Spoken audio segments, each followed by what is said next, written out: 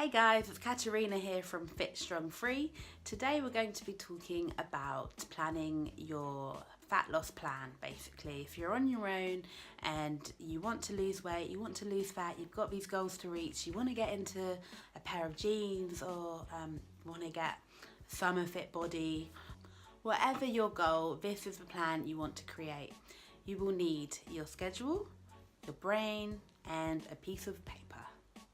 What I've done here is just drawn a 6-week block plan here. So we've just got Monday to Sunday, and we've got the 6 weeks just down the side there.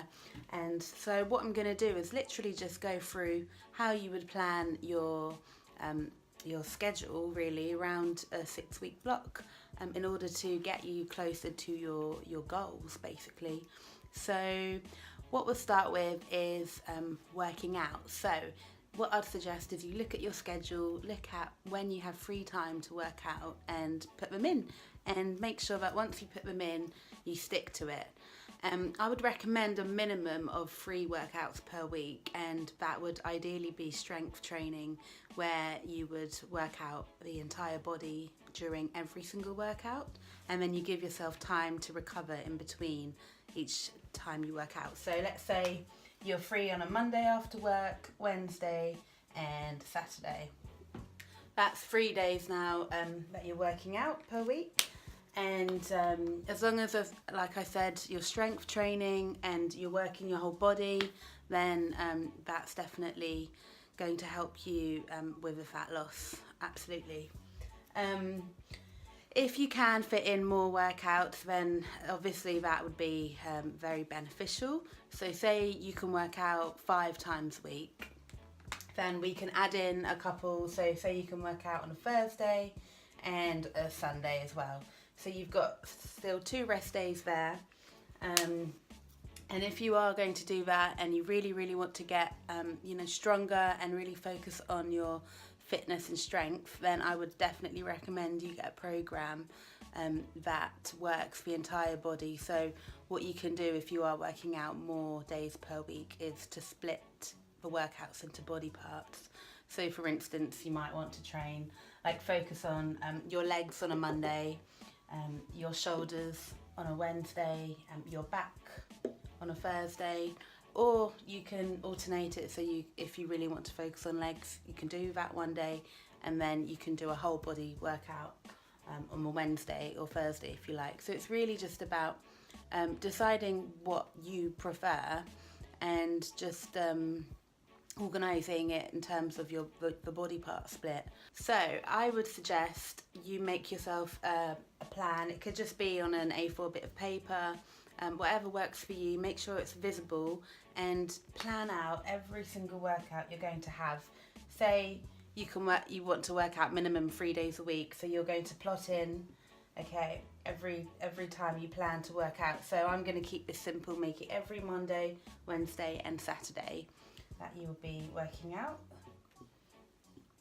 And then as the weeks go by, what I would suggest is as you do these workouts, you've still got this chart in front of you.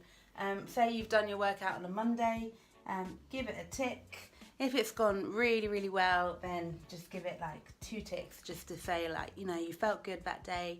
And it's really nice to see this, after a few weeks when you can kind of see your progress, see what you've done and see how many ticks you've got on the board. And it just keeps you motivated.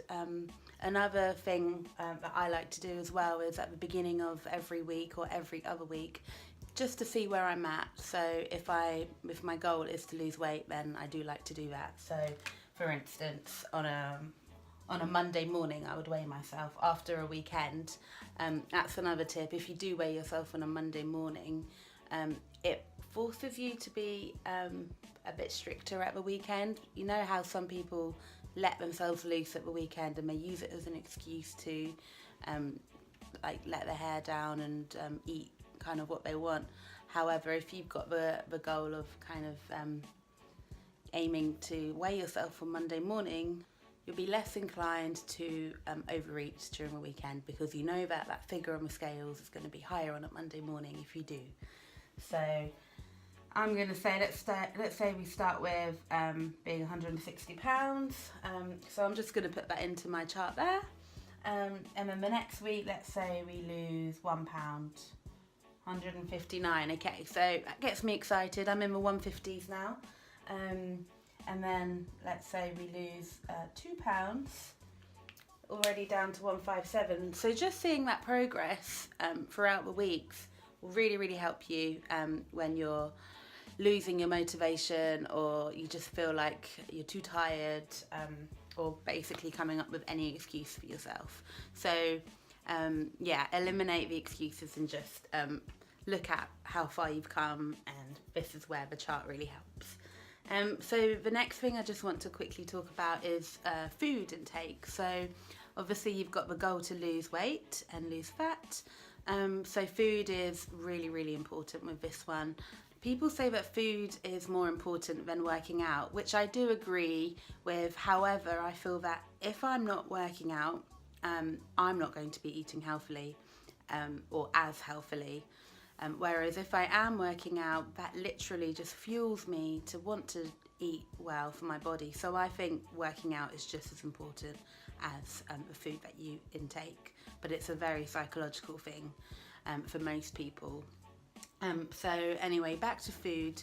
On the days when you are working out, you can basically taper your food to eat a little bit more in terms of carbohydrates. Whereas in general, if fat loss is your goal, you really want to make sure that your carb intake is low or lower, especially on days when you're not working out.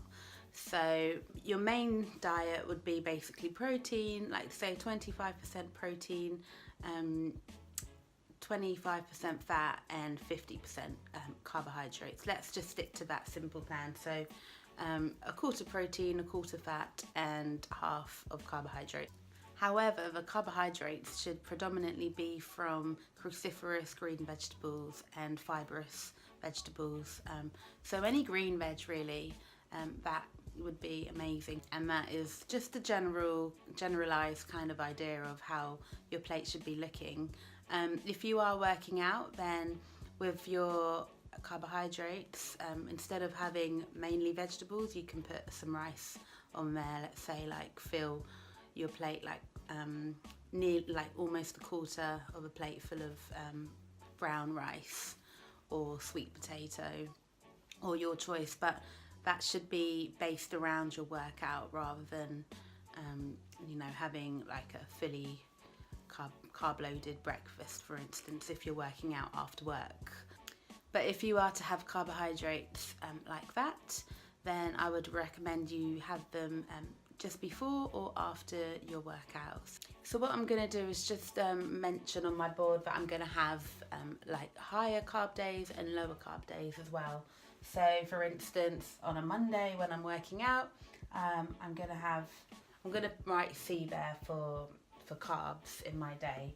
Whereas here on Tuesday, I'm just going to write low C, just to make sure that I remind myself and I can see that I've done that. And also another thing that I like to do is, I'm really like filling in every day exactly. I mean, it's not that detailed, but I'm just mentioning what I'm going to do. So today is a low carb day. Have I done that? Yes or no? At the end of this Tuesday. If I have done it, I'm going to give it a tick. And I want to literally be seeing ticks in every corner of every day throughout the 6 weeks. And that is my aim, to basically just smash it every day.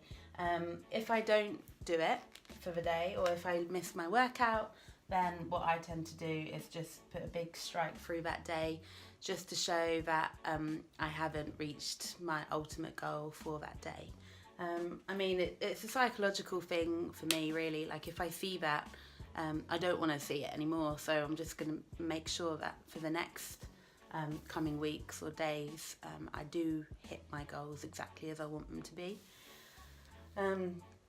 So yeah, I'm a very visual person, and this thing really works for me, this kind of plan. So I hope it would work for you too.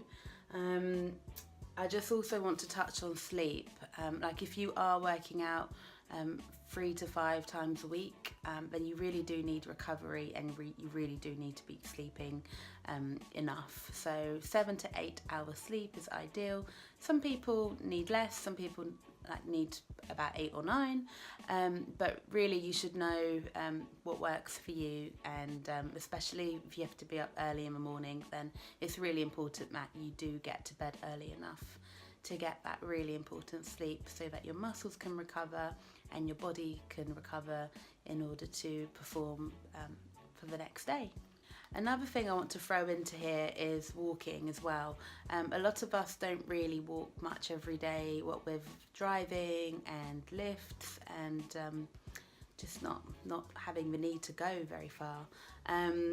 But walking is essential to our everyday lives, and it is so beneficial, especially when you've got a goal in mind, like 10,000 steps, for instance.